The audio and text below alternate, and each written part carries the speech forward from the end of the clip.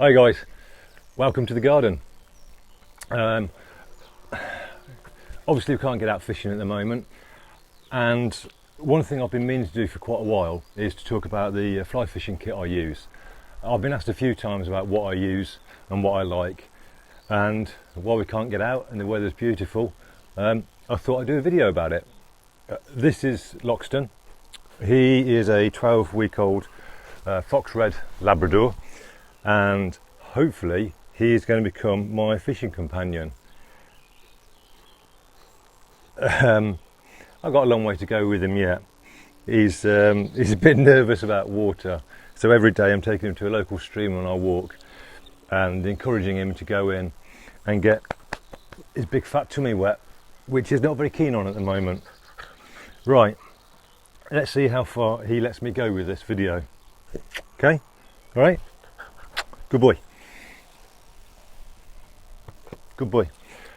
So over here on your left, I've got a kit which I don't often use but can come in useful, and I'll start with that. And then over here on your right, I've got a kit which I use all the time, and you'll see on majority of my videos. So I'll start. A rod which I don't use very often is this one. It's my first fly fishing rod. It's a Vision Vipu. It's a 9-foot 5-weight.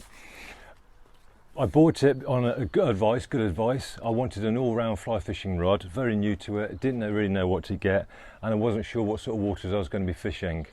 So this was great for trout farms, still waters, throwing bigger flies, and maybe an all-rounder for rivers.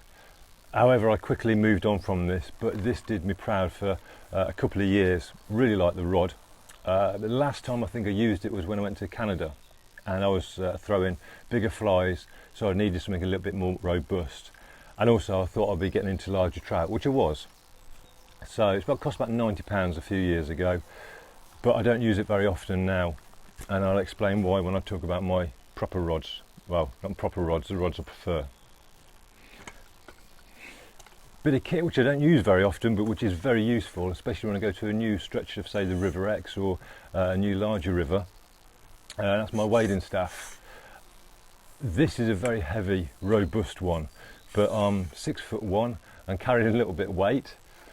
So I know that when I'm wading with this one and I got my weight on it, if I was to find a deep hole, I'm pretty confident that I could put all my weight on this and it's not going to collapse on me.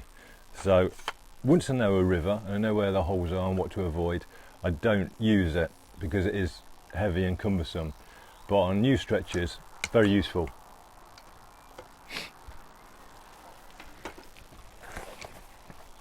Good boy. I got a wading jacket, a life jacket. It's a manual one, so it's one where you pull the cord and it inflates. Last time I wore this was when I fished at Fernworthy. I wore it because I didn't know the reservoir, I didn't know if there's going to be any drop-offs, and I don't like to become somebody else's problem, and obviously I wanted to make sure I was safe. So when I was at Fernworthy, I wore this and then I left it in the car when I then went off camping on Dartmoor. So it's useful for things like that, and obviously if you're in a boat, it's a must-have. So it's a piece of kit which is a bit of an investment, really. I got this cheap. I can't remember how or why. I think it was because the design was being changed, the colours or something like that, but I don't care. Good kit, bit of a bargain. That's why I bought this. Oh, the wading staff was second hand as well off eBay. So one reason why I'm doing this is to let beginners, this is all really for beginners, to let beginners know that fly fishing doesn't have to become expensive. You can buy sage rods and really nice expensive kit, and it's beautiful kit, lovely to look at, lovely to use, but really if you're on a budget like most of us, I definitely am, I buy my kit, I research, buy cheap, buy second hand quite often, and it does me proud. Right, so over here then, on your right, this is the kit which I use most of all. This is my favourite rod and the rod I use the most. This is a Shakespeare Agility 2. It's a 10-foot 3-weight rod. I'm not getting my rods out. You can see them in my previous films, or you can have a look on the internet and look at photos of them. This cost me about £40–50, I think it was. So it's the Shakespeare Agility 2. Fantastic rod. Being 10 foot, it means it gives me slightly longer reach on the River X. It means I can lift hold the fly line off the water if there's a faster stretch of water in the middle. And on Dartmoor, it means I can reach into the next pool, where quite often I'm not throwing a lot of fly line at all. And if I was to get too close, then my presence would be seen and the trout would just disappear down into the depths of that pool. And also I'm not fishing very far, because the next pool, there's rocks in front of me and I can't cast a fly over those and deal with the line. Being a 3-weight, I love it because a lot of trout, especially wild trout, are quite small, 4–5 inches, things in that sort of size. And a 3-weight means I can feel the fish. A 5-weight, if I was to hit into a rise, there's a good chance that that fish might fly over my shoulder. Whereas a 3-weight is a lot more forgiving, a lot more fun to play fish on, a lot more fun. My second rod I purchased, this is my Agility 2 Rise. This is the 6-foot 3-weight, obviously sticking with the 3 weights. I use this one on the little stream which you may have seen on my videos, where there's a lot of overgrown trees, bushes coming over me. There's no room really for a cast, but a 6-foot rod means I can get into those little gaps and still enjoy fly fishing. Fantastic rod again. I think it's about the same price as this one, £40–50. Again, have a look online. For their price, they are fantastic rods. And the rumours are these rods are made in the same factory as some leading makes. I can't verify that or dispute it, but all I know is for the money, these are great rods. And if I was to break them, they haven't got lifetime warranties like some of the leading makes, but if I was to break them, although I'd be a bit upset, it's not going to break the bank to replace them. So you don't need expensive fly rods. Landing net, rubber mesh. This one, the mesh is broken a couple of times, and all I do is super glue it back together. This was my first landing net, generic one, bought off eBay, and attached to it is a lanyard with a magnet. And a magnet that clips to the D-ring on the back of my waders, so the landing net is always to hand. And when I do then bring a fish to the net, I can let go of the net and I know the net's not going to disappear down the river, unlike the fly box, which has happened to me a couple of times. Obviously rubber mesh to protect the fish for catch and release. Cheap generic landing net, but very good.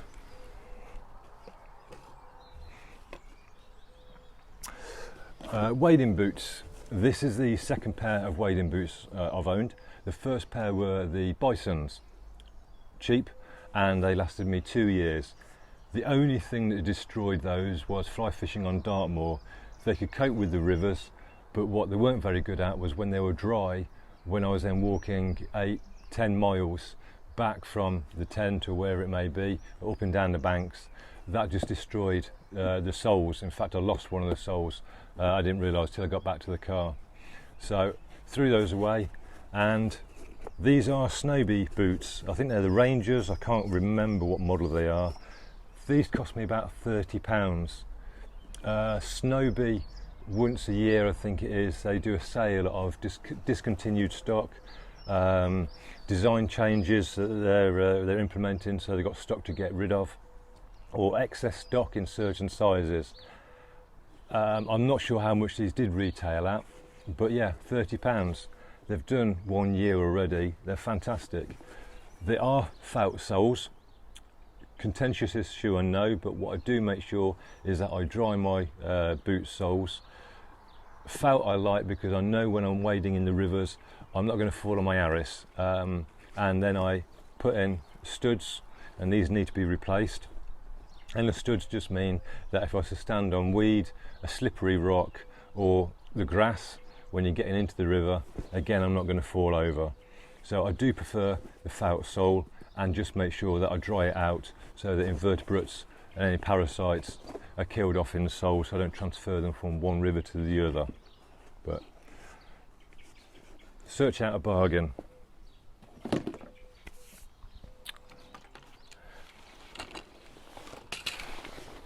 Right, my waders.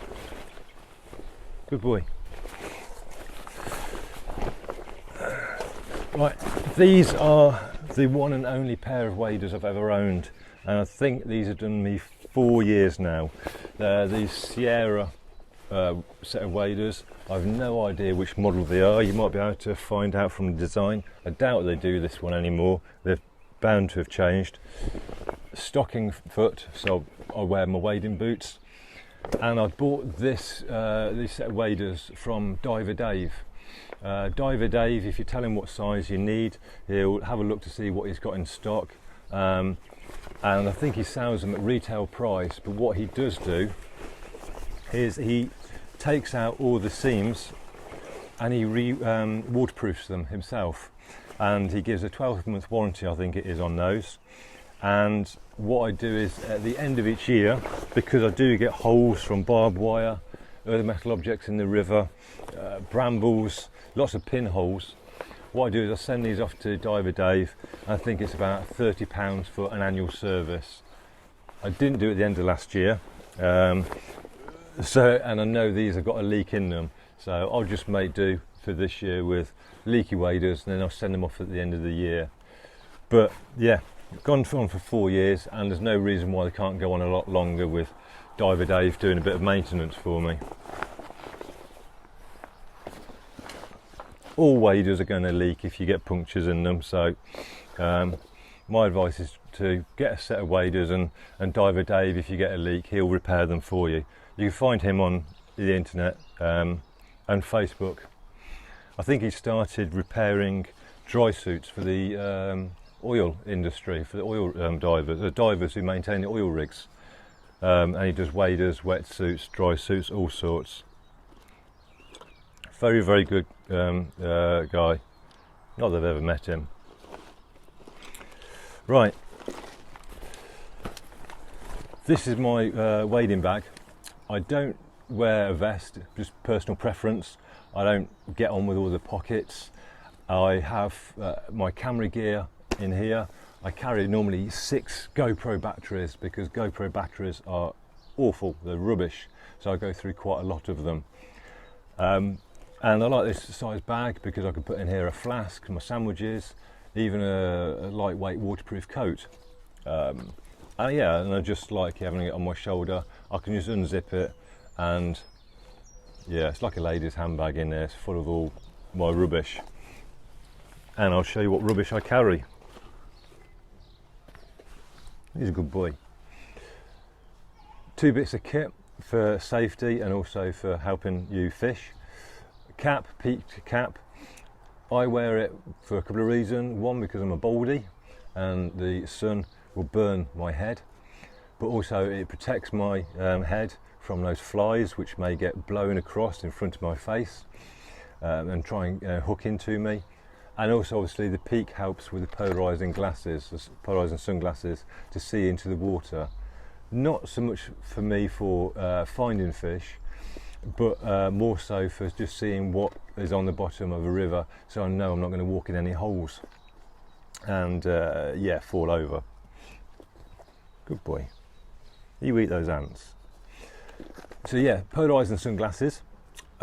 These aren't my actual proper ones. These are my spares that I use for pike fishing, but I don't know where my proper ones are. I wear Fortis polarising sunglasses. They're the first ones I bought, and they do the job. But these were cheap and they're good to use. Sunglasses again helps you see into the water, so you can see where the holes are when you're wading, so you don't end up getting into trouble.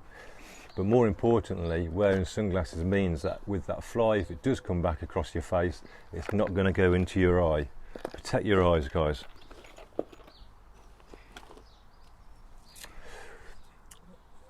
Key bit of kit again is the reel. I treated myself about 2 years ago.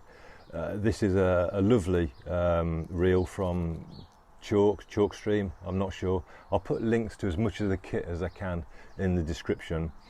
It's cost me a little bit of money, but it was a reel for life really. I can't see any reason why I'm going to have to replace this. So these are 3-weight rods, and this is a 3 to 4 weight reel, I think. Some people get technical as to balancing the rod with the reel.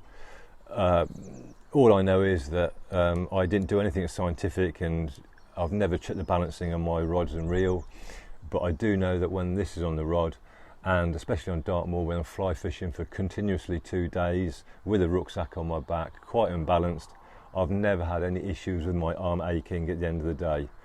So whether I've just been lucky or whether people just read too much into having to have a balanced kit, just doesn't really matter. The fish don't know whether your kit's balanced, it's just whether it feels right in your hand.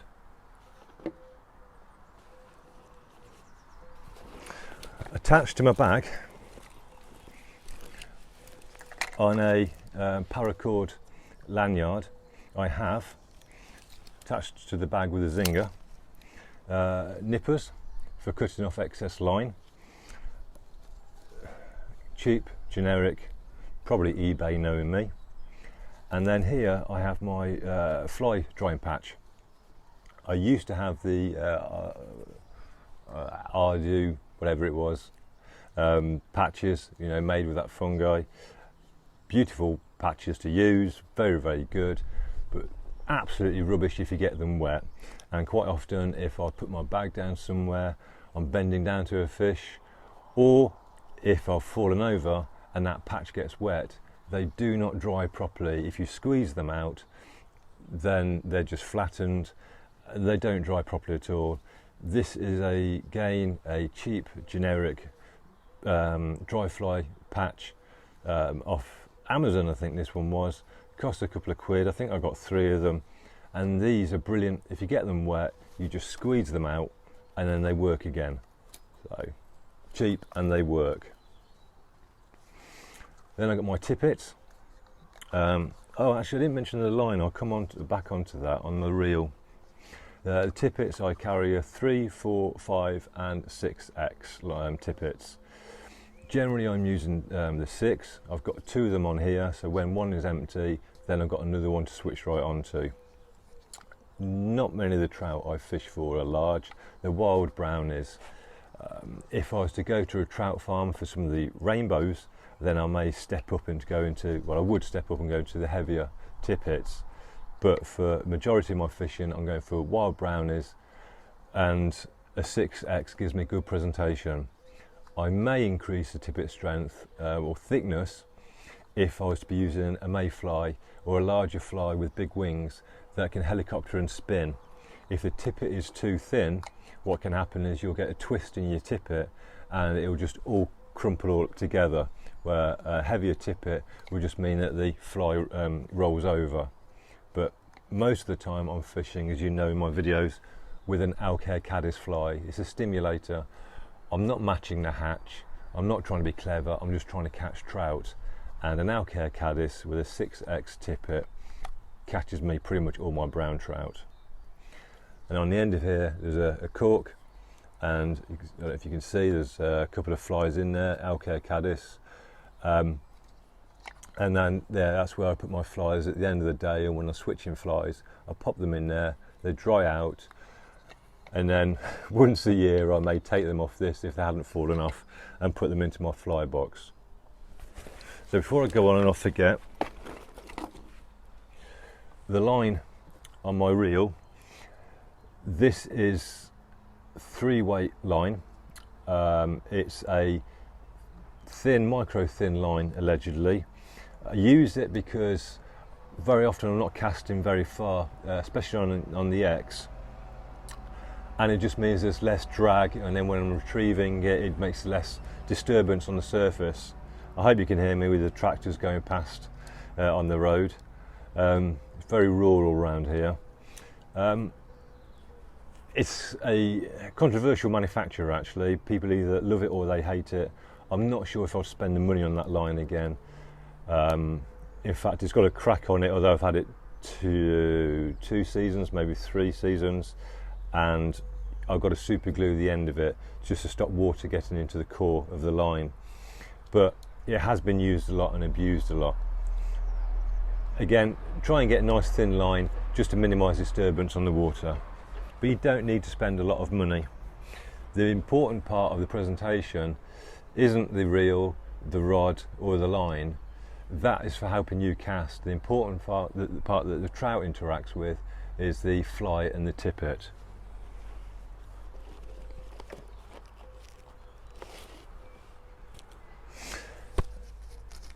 Variety of leaders.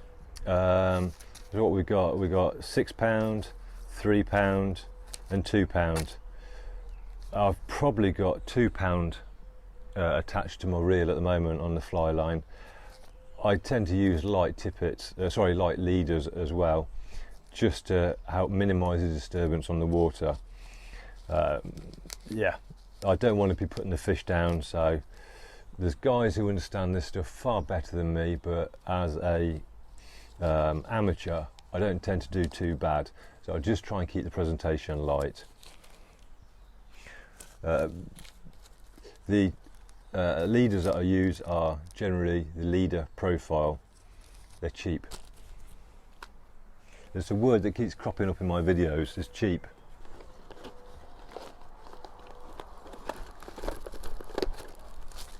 Yep. Spare dry fly patch.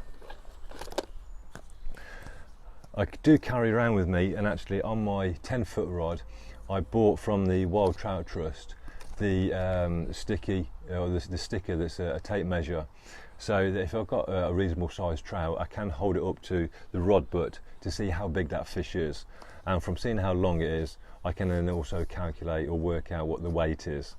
I don't generally bother too much, because a lot of the time for the trout it's not the size of it, it's just the fact that I've managed to fool it into taking my fly and how pretty it is. Here we go, that's what I was looking for. Kindly sent to me by a subscriber. I've got a furled leader, and I use this on Dartmoor when I'm casting, as I say, into a pool in the little river, and it's surrounded by rocks in front, a little waterfall, a cascade, and there's rocks in front, and I don't have a lot of line out to cast, and that's why I'm using a 10-foot rod, so I can stay as far back from that pool as possible. On Dartmoor the fish are very finicky and very nervous, so with a furled leader it means when I haven't got a lot of fly line out, the furled leader allows me to cast if there's any breeze, whereas with a standard mono leader the wind would take it and I just wouldn't have that control. So it's like a furled leader is like an extension of your line really, but it's very delicate, so I love that. I've only got the one, but it's a cracking thing to use on Dartmoor.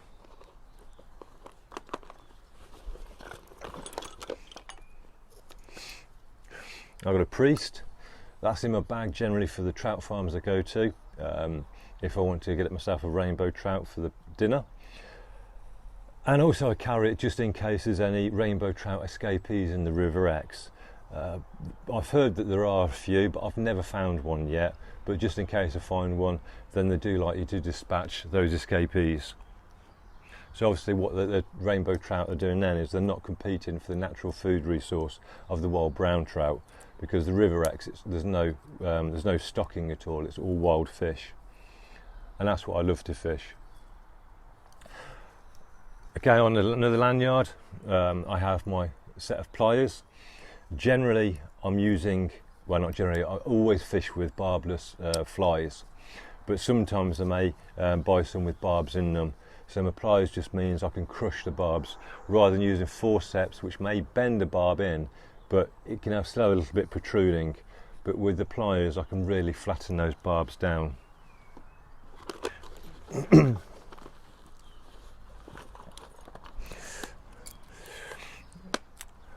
Oh crikey, another dry fly patch, I like those. Set of forceps, a pair of forceps on another zinger, and that I pin to my waders. just in case I have a little bit of trouble with any hook coming out. Maybe the fly's taking it deeper, but generally the flies drop out in the net.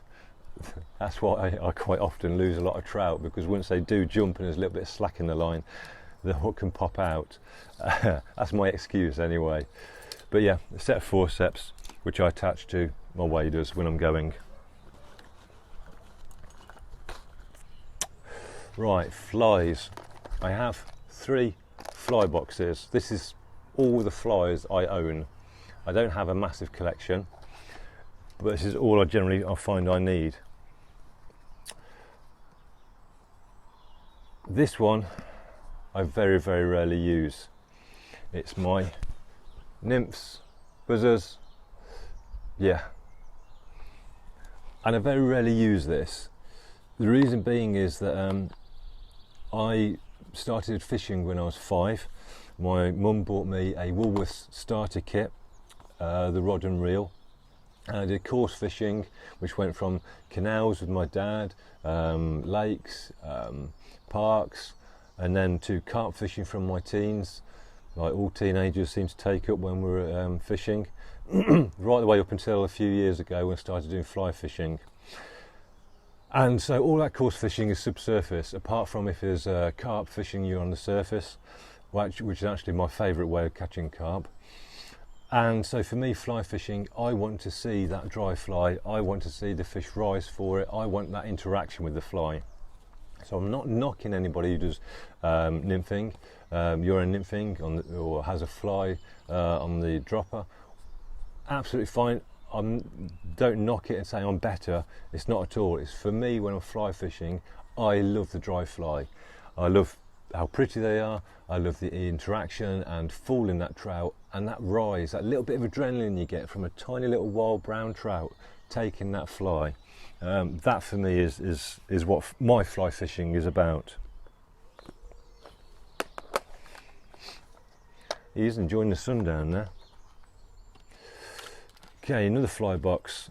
Yeah, this is my, I'm not sure if that was going to come up. I don't want to drop them all out onto the floor. Mayflies, dragonflies, wolf tails, I think they are. I don't know the names of a lot of my flies. I'm not a connoisseur of flies. I just throw a bit of fluff onto the water and hope a trout takes it. But that's in a slightly bigger box, just to protect the shape of these flies. I love using these, but as I say, when you're using these, you need to use a slightly heavier tippet just to push the fly away and to stop it helicoptering around and twisting your tippet up, and which then just destroys all your presentation. But it is good fun when you've got a dirty, great big fly and a greedy trout takes it. Excuse me.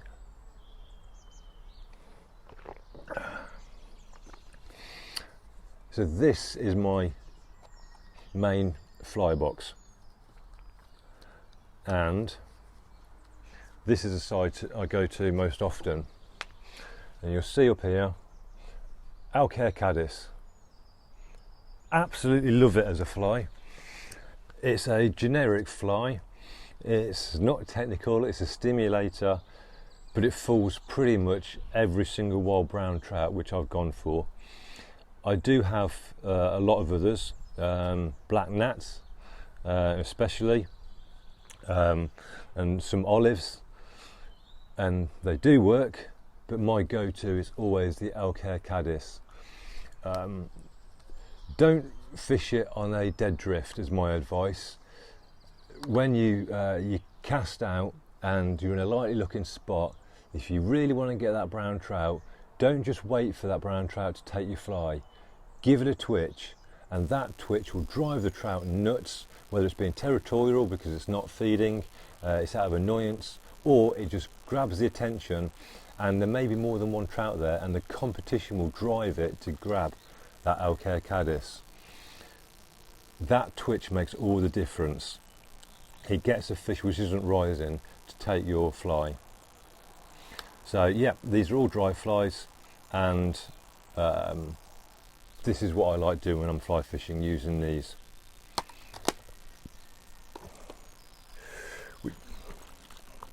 I have got to do a mention, and I hope this comes up on the screen, to Richard Garbett.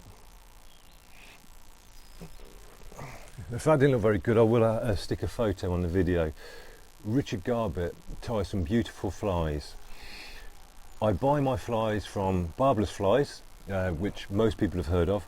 They use really nice hooks, they've got really nice flies, the service is fantastic, and you get a bag of Haribos with your delivery, or you used to, I'm sure you still do. Great company, and obviously they're all Barbless Flies. The other company uses Trout Flies UK.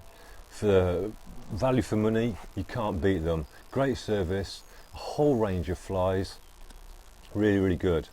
But I've got to mention Richard Garbett because he's a gentleman, and he sent me quite a few flies, especially Alcaire Caddis, and the quality of hooks that he uses are amazing. They're brilliant, they're pin sharp, and they last until I stick them in a tree, which I do get a little bit, it's one of the things I do get upset about is when I stick one of Richard's flies in a tree, especially if I can't retrieve it.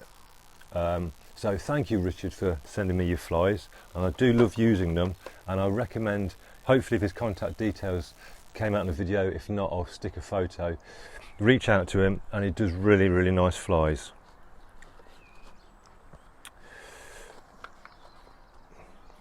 Now,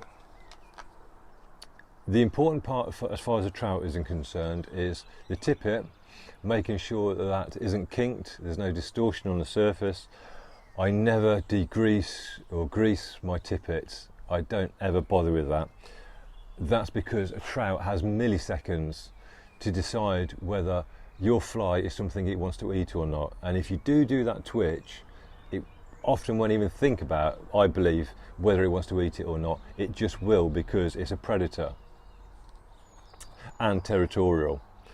But if you got your tippet right and you got your fly right, Alcaire Caddis, then you need to use a floatant powder to make sure your fly is presented correctly. And I have two floatants. This bottle I've hardly ever used. It's a liquid floatant. Now, when you use a liquid floatant, I'll show you.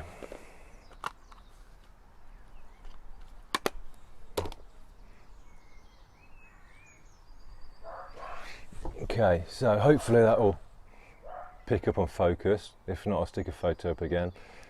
You can see all the materials of the fly.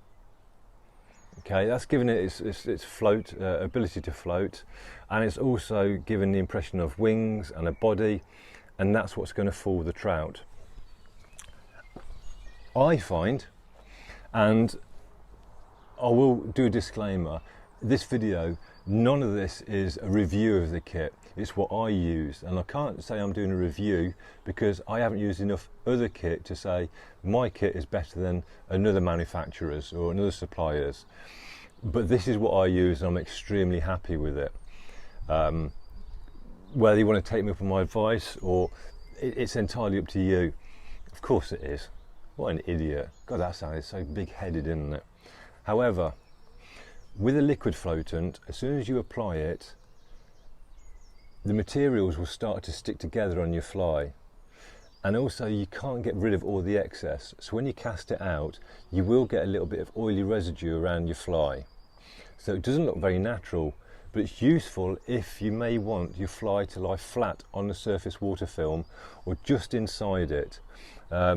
Sometimes the fish don't want to take on the surface, but this bottle's hardly ever been used.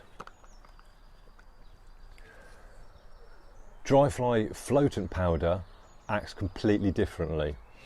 It's a hydrophobic powder. You apply it to the materials of the fly, you blow off the excess, and when you cast out, it will mean the fly is sitting on the surface of the water. Now that's important.